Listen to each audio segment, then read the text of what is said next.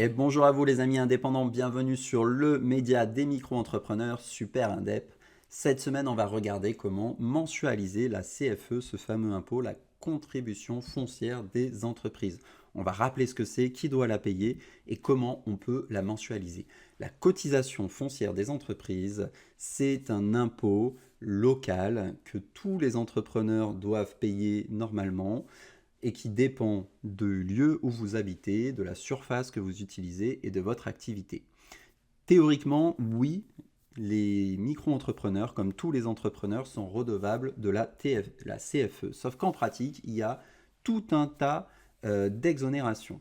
Mais le cas où vous travaillez de chez vous, même si vous avez un tout petit local ou pas de local du tout, vous êtes quand même redevable de cet impôt qui est en général de quelques centaines d'euros par an. Par contre, il y a tout un tas d'activités qui ne sont pas redevables, qui sont exonérées, notamment les artistes-auteurs, les sportifs, les artisans.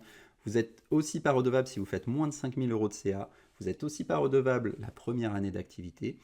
Et la deuxième année, vous avez 50% de réduction sur le montant de cet impôt. Donc autant vous dire que c'est le bazar. Chaque année, il faut regarder de près. Mais ce qu'il faut retenir, c'est regarder bien si par rapport à votre activité, vous êtes éligible ou pas. Et si vous n'êtes pas éligible, faites bien attention à ce qu'on ne vous le fasse pas payer, puisque nous, chaque année, avec Super Indep, on est obligé de contester des CFE qui sont appelés auprès de personnes, par exemple d'artisans, qui en fait ne devraient pas le payer.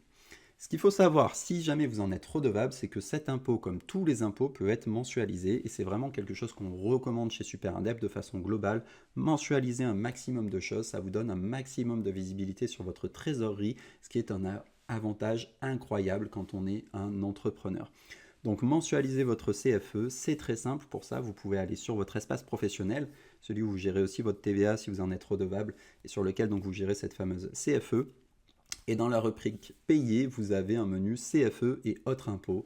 Là, vous pourrez cliquer sur Adhérer au prélèvement mensuel. Et alors, au 15 de chaque mois, vous serez prélevé de la CFE. Donc, ils vont prendre ce montant qu'ils vont diviser en 10 et qui vont prélever systématiquement.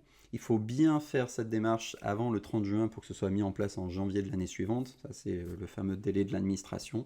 Mais voilà, c'est vraiment quelque chose qu'on peut vous recommander d'adhérer à ce paiement. Au moins, vous n'avez plus besoin de vous en soucier et vous ne serez pas en panique comme 90% des micro-entrepreneurs arrivés au mois de décembre quand ils reçoivent ce fameux appel de CFE.